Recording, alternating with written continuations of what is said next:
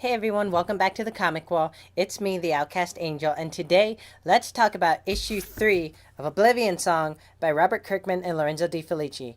Now, let's answer the elephant in the room. My setup's weird. I got a new camera and I'm still kind of experimenting on how to work my setup exactly into how I used to have it, because technically it's a web camera. And so I need to figure out how I'm gonna set things up now. So it's not gonna be too bad. It's not really gonna impair my videos at all. So it shouldn't be too much of a inconvenience, I hope. So let's get right into it. We have another great cover as always, and it's pretty badass. I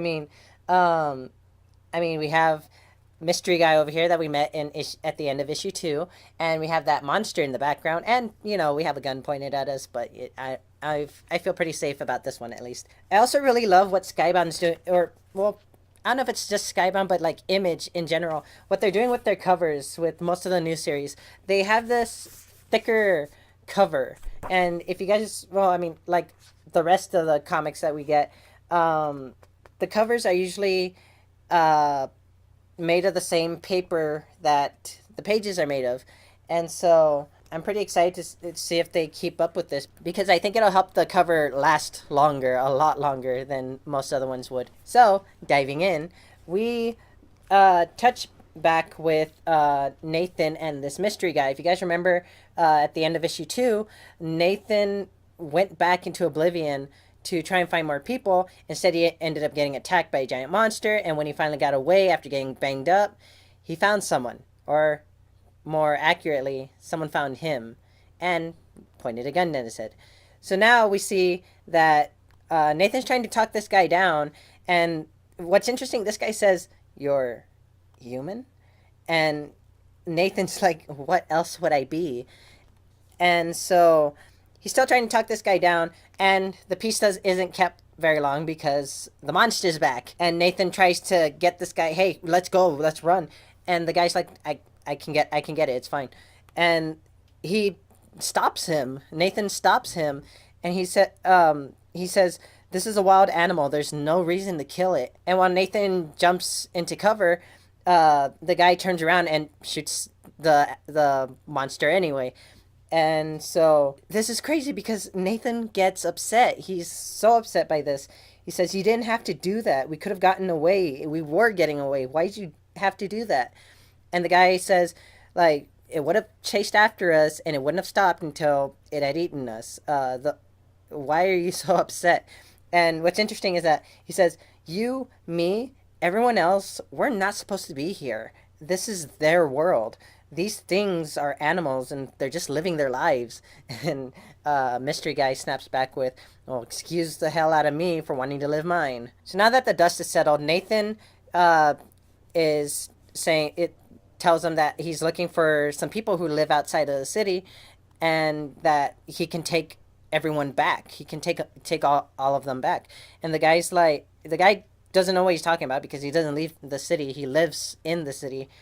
And this is interesting because he says, "You're gonna take me back? Take me back where?" And instead of trying to explain like an idiot, Nathan pulls his dart gun and tries to shoot this guy, which is rude no matter what the case. And the guy's pissed. He's like, "You trying to shoot me? Is that poison dart or something?" And he doesn't really wait for an answer. He puts his gun to Nathan's head, and before he can shoot, Nathan hits his failsafe button and transports out of there, right into the middle of the dead zone, as they call it. So now this guy's left in Oblivion, wondering what happened, and he goes and picks up Nathan's transport dart, which is still active, and just throws it in his pocket. So now we're back with Nathan and Bridget back at the base, and Nathan's all patched up and is hearing what happened. He only sprained his arm, nothing broken, no cuts and just a few cuts and bruises. That he hasn't come back this banged up in a while, and he's like, it was quite a fall, you know. And she doesn't like this. Bridget doesn't like this because like, are you bragging? I'm going to tell Heather, and she's going to ground you. Speak of the devil, Heather walks right into the room, and she's very upset. She's like, when are you gonna stop putting yourself at risk like this? So the other two leave. Duncan and Bridget leave the room, and Nathan is, you know, he's kind of has his tail tucked between his legs, but he's also saying like, I know he's probably dead. Okay, I know that, but I can't help but think, what if he's not? What if he's lost out there or whatever? And Heather's trying to convince him like, and why is that your fault? What like, um, what about your life? What did you do to feel so guilty? How can you justify throwing your life away like this? Don't you want more for us?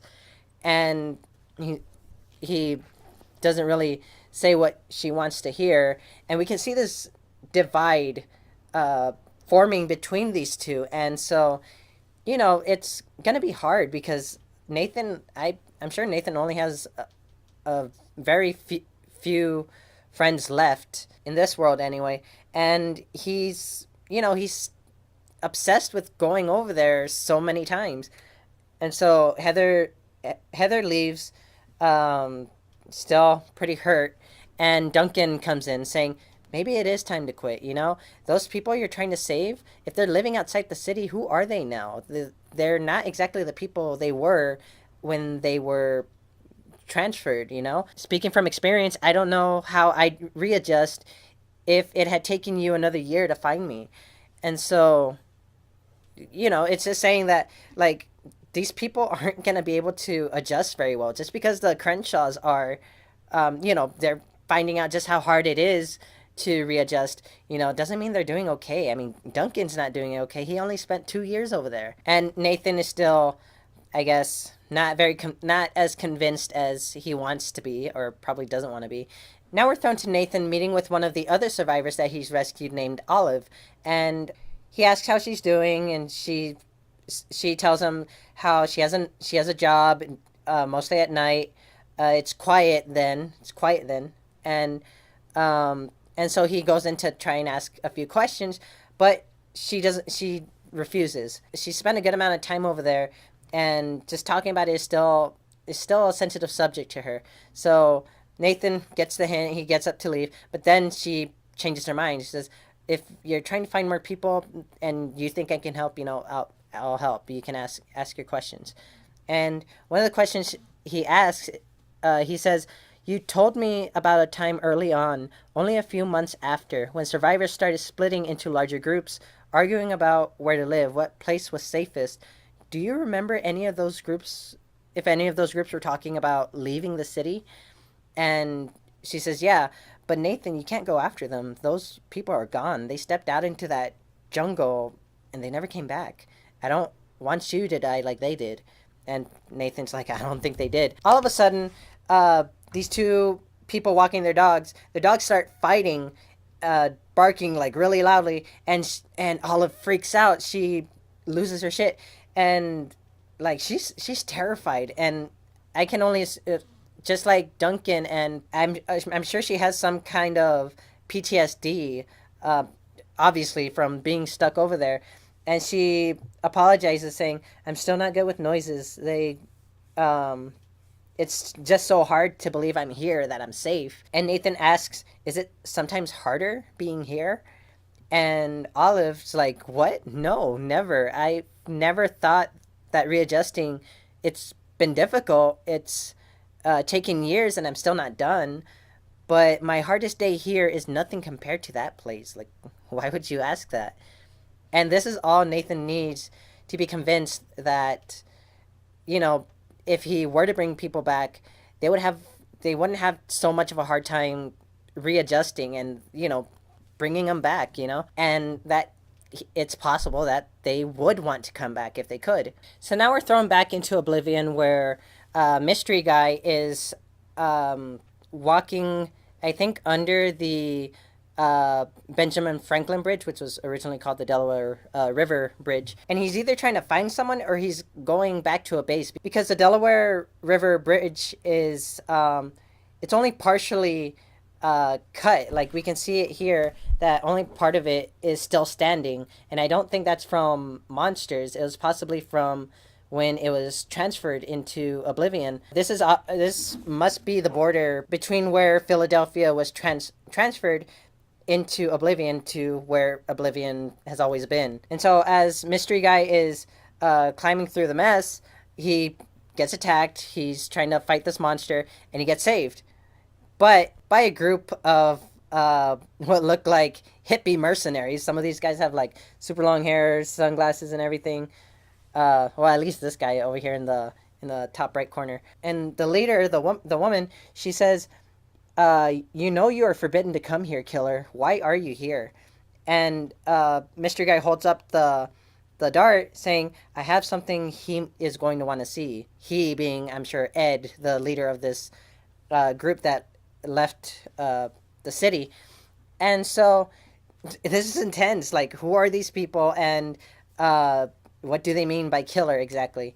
And also, what's pretty cool, she has this type of prosthetic on her left leg that it's not exactly like a prosthetic leg, but it's like a peg. It's I forgot what they're called, and that's interesting. Like, did they do that themselves, or did she already have that? Most importantly, how do they have so many guns, or rather, how do they have so much ammunition that they can waste on these creatures? You know, I'm sure maybe like maybe a couple of gun stores got transferred along with the rest of the city. But you know, it's been 10 years. Like, you'd think they'd run out by now. So that's the end of this issue, and yeah, things are getting intense, and I can't wait to see where we go from here. I hope we get to see more of Ed, and I hope we get to see more of Mystery Guy, because we don't exactly get a name here. And yeah, I'm loving this series. I mean, Robert Kirkman has always been a good storyteller, and I know I say that several times, but I love his series, and when this one came out, I was super excited about it. So yeah, that's the end of this episode. Thank you for watching. I hope you liked it. If you did, drop a like, show the love, hit that subscribe button to get more of my videos, ring the bell to get notifications and when I post new videos, so that way you guys stay updated.